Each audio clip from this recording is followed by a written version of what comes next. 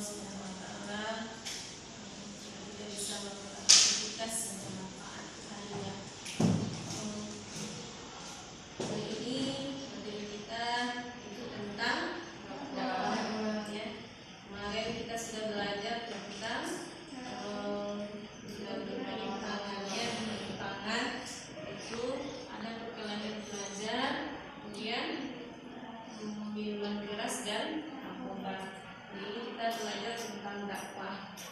Karena Ustazah juga berpikir melihat banyaknya beberapa kasus pada hari ini, ya, kasus pemerkosaan, kasus pembunuhan, kasus perselingkuhan. Pada akhir ini sangat banyak sekali. Mungkin dulu kita merasa itu ada hal yang tabu, tapi sekarang sudah setiap hari jadi menu kita diberikan.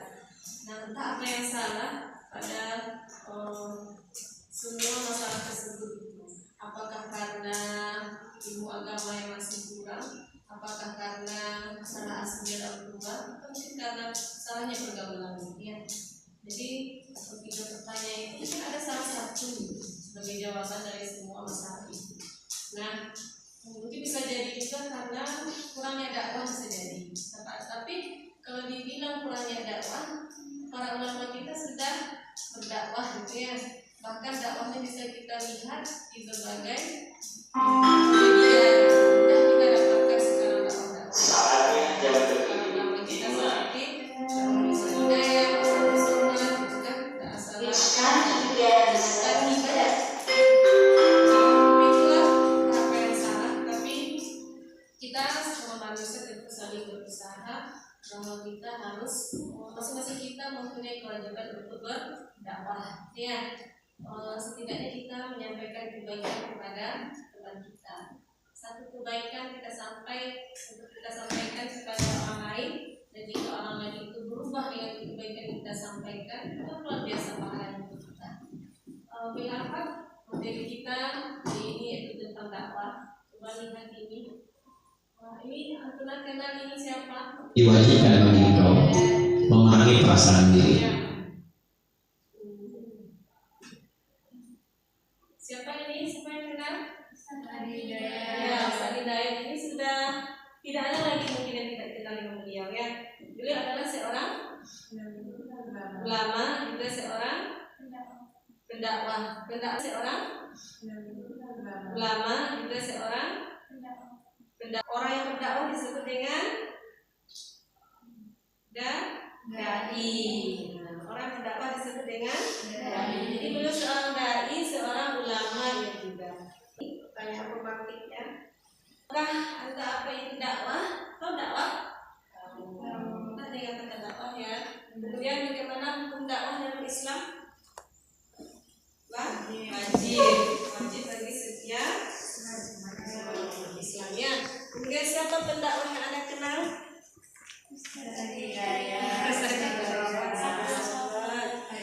Menurut Ananda apa tujuan mereka berdakwah? Menyebarkan ilmu, menyebarkan kebaikan. Dan apakah sudah pernah berdakwah? Sudah pernah berdakwah? Atau menyampaikan kebaikan kepada orang lain sudah pernah? Sudah.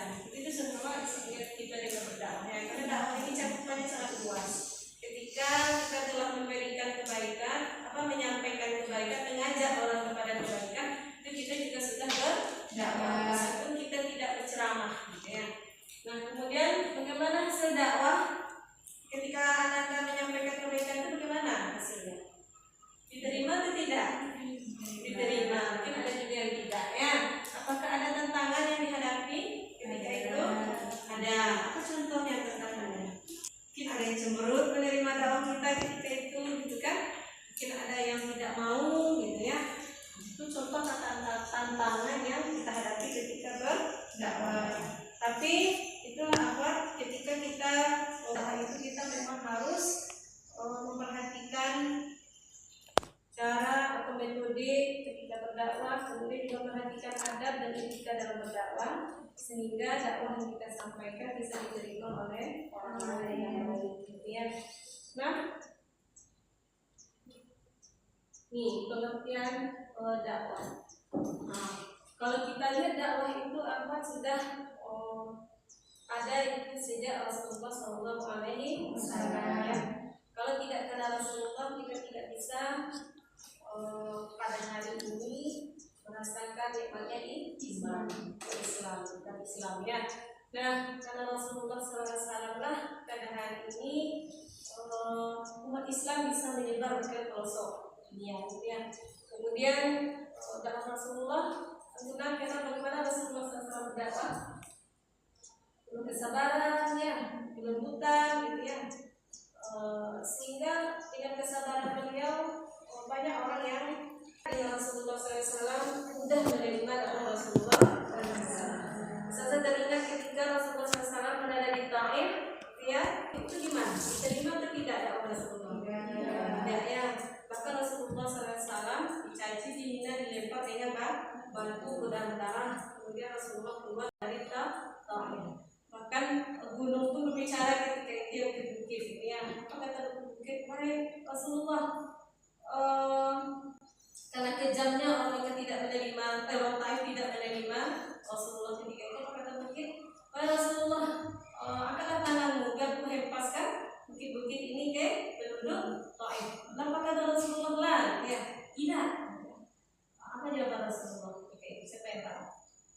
Saya suatu saat anak keturunan dari Taif ini akan ada yang masuk Islam dengan dakwah Rasulullah. Luar biasa, itu bentuk kesabaran Rasulullah SAW. Juga ketika Rasulullah SAW setiap harinya diludahi oleh orang tua Yahudi yang buta. Setiap Rasulullah lewat diludahi, setiap Rasulullah lewat diludahi. Antunan kalau diludahi seperti itu kita mau lagi tidak dekat dengan orang? Rasulullah nggak mau, ya. Tapi Rasulullah enggak. Itulah dakwah Rasulullah SAW. Kasih sayang, dan kesabaran. Ya. Karena kesabaran Rasulullah, suatu hari sakit kan, orang tua tersebut sakit, tidak ada orang yang menjenguknya. Tapi salah satu orang pertama kali menjenguknya adalah Rasulullah. Disopkan makan, gitu kan, sakit. Dia bertanya orang tua itu kan, kamu siapa? Kalau saya adalah orang yang kamu ludahi setiap hari. Akhirnya menangis dia, gitu kan. Akhirnya dia masuk Islam. Itulah dakwah Rasulullah SAW. Ya. Mudah-mudahan kita di sini bisa mengambil hikmah dari dakwah Rasulullah SAW dan kita bisa mengaplikasikan cara yang dilakukan Rasulullah SAW dalam berdakwah. Ini pengertian dari secara bahasa dakwah merupakan dari kata doa, gitu ya. Artinya itu mengajak dan memanggil. Bisa jadi pengertian. Kemudian lanjut saja. Ini dalil.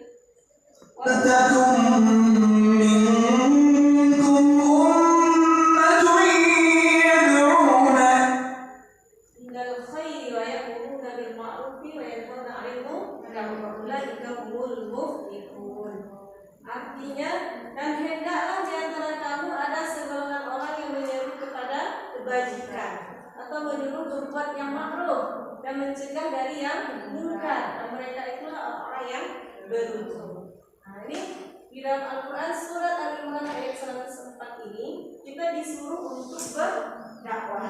Ya. Nah, kita lanjut lagi. Nah, ini adab dalam berdakwah, yaitu dengan cara hikmah, yaitu ucapan yang jelas, tegas, dan sikap yang bijaksana. Terbayang tak ulama kita seperti Ustaz Hidayat tadi dan berdakwah untuk satu somat. Beliau berdakwah dengan cara perkataan yang jelas, sehingga bisa diterima oleh masyarakat apa yang disampaikannya. Kemudian juga berdakwah dengan izatul hasanah atau nasihat yang baik. Ya. Semua nasihat yang diberikannya baik, tidak menyinggung. Ya. Ketika kita mendengar dakwah Rasulullah, dakwah Ustaz Somad, Ustaz Hidayat itu ada matikan diskusinya. Saya bertanya, gitu kan, dijawab oleh Ustaz tersebut. Ya. Nah, jadi kemudian keempat dakwah melalui teladan. Ini penting apa? Ketika kita berdakwah, kita pertama kali harus memperbaiki diri. Nah, mungkin dari segi pakaian, gitu kan, dari segi tingkah laku kita. Nah, itu akan diperhatikan oleh kita, gitu kan? Akan diperhatikannya. Jadi ketika kita menyampaikan dakwah, dari ucapan kita, kemudian perbuatan kita, itu harus kita hati-hati ya, karena kita menjadi teladan. Kita berdakwah, kita pahami siapa objek dakwah kita. Audien yang mendengar itu siapa, kan? Apakah dia orang yang berpendidikan? Kalau orang awam itu tidak boleh kita selalu terlalu serius. Coba lihat Ustaz Abdul Somad. Kadang boleh coba ke Minang, nanti dia berbahasa Minang. Pergi ke Batam, bahasa Batam, gitu ya. Nanti Malaysia dia coba pula bahasa Malaysia. Menyapa, tidak menyapanya dalam bentuk bahasa daerah tersebut. Nah, itu perbedaan objek dakwah. Beda lagi dengan anak-anak. Jika kita mendakwai anak-anak, tidak mungkin kita seperti mendakwai orang yang dewasa. Masuk dia nanti, ya. Jadi kita harus masuk pula ke dunia mereka, ya. Jadi kita harus pahami objek dakwah kita itu siapa. Jadi kalau kita punya TikTok, gunakanlah TikTok untuk dakwah. Setidaknya kata-kata kita itu kita mulai dengan Bismillah. Hari ini di Jumat kita baca selawat, kan? Siapa yang belum baca Al-Kahfi, kan? Itu contoh. Atau sudah mulai nggak kira-kira tergambar apa yang dakwah? Sudah ya? Dakwah yang kita lakukan, Maryam? Tadi objeknya juga harus diperhatikan, ya. Jadi dakwah ini cakupannya lebih luas daripada khutbah dan tabligh, ya. Baik dari segi tempat, dari segi banyaknya audiennya, lebih luas gitu, ya. Dakwah bisa di mana-mana, bisa kapan saja. Beda dengan khutbah dan tabligh. Kalau khutbah, apakah bisa di kapan saja? Tidak. Ya, apakah bisa di mana saja? Tidak. Tapi kalau dakwah ini bisa di mana saja, kapan saja, kepada siapa saja. Hari ini, mari kita sama-sama berdakwah, karena dakwah itu adalah kewajiban bagi kita semuanya, ya. Kita mulai dari hal yang terkecil. Sampaikanlah walaupun satu ayat, ya. Artinya meskipun satu kebaikan harus kita sampaikan. Maka dengan satu kebaikan itu nanti seseorang itu berubah, ya. Baiklah Ahmad, hari ini setelah materi ini kita ada tugas, ya. Ini tugasnya Ahmad sudah saya akan bagikan LKPD-nya. Nanti Ahmad kelompoknya kemarin, ya, lanjut. Kemudian ada kelompok 1, kelompok 2, kelompok 3. Kelompok 1 nanti menganalisis ceramah Ustaz Abdul Somad. Kelompok 2 menganalisis ceramah Ustaz Hidayat. Dan yang ketiga menganalisis ceramah Ustaz Hanan At-Taqi. Tahu ya? Udah kenal semuanya? Tiga-tiganya, ya. Jadi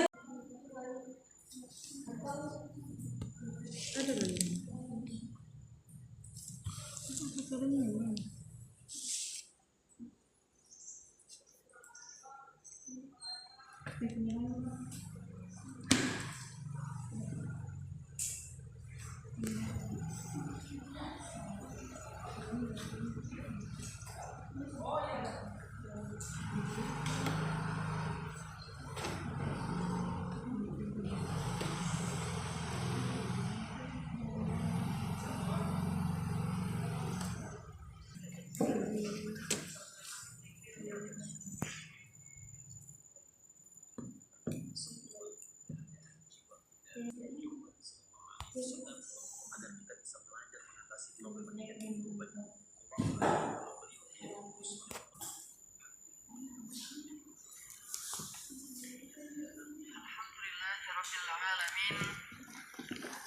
Alhamdulillahilladzi la yukhayyibu man amalah wa la yuwassalah wa la yasru man syakara wa la yahiru man tawalla menyewakan korban yang berharap kepadanya dan yang tidak pernah menolong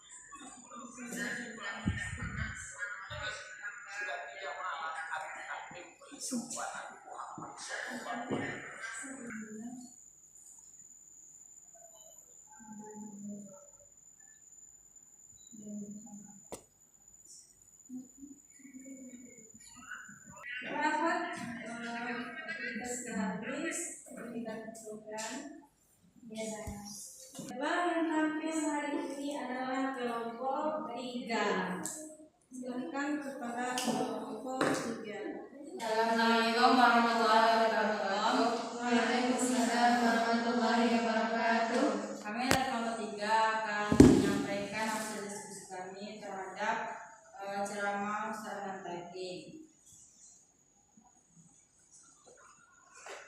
pertama itu metode dengan menyampaikan dengan bahasa yang jelas dan baik, dengan metode tanya jawab termasuk dakwah ammah atau dakwah berlisan.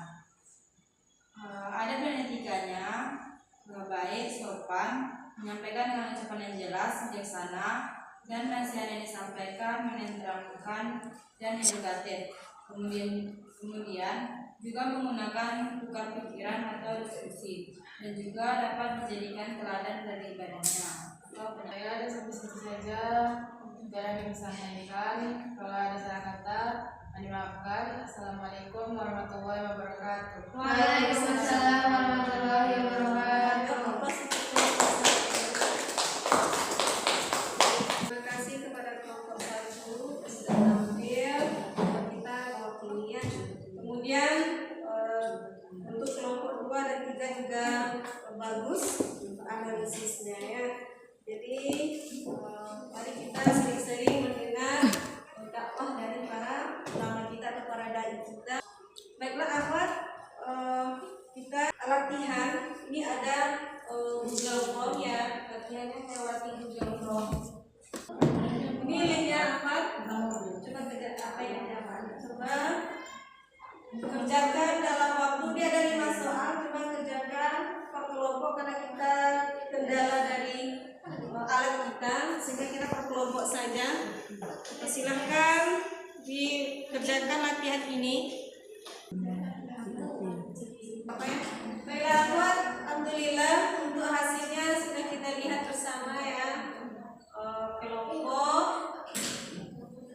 1 Maryam dan kawan-kawan bisa menjawab ya dengan baik. Alhamdulillah pada sudah selesai kuisnya, kita lanjut kepada ini ada refleksi kita untuk menutup pembelajaran. Silakan beri centang emot-emotnya gitu ya.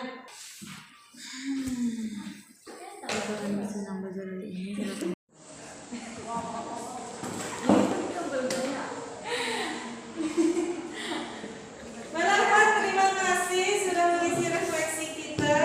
Mudah-mudahan dengan ini kita dapat perbaiki pembelajaran kita. Ya, ini termasuk evaluasi dari pembelajaran kita pada hari ini. Coba dengan hasil ini nanti kita bisa perbaiki kembali lebih bagus. Ya. Amin.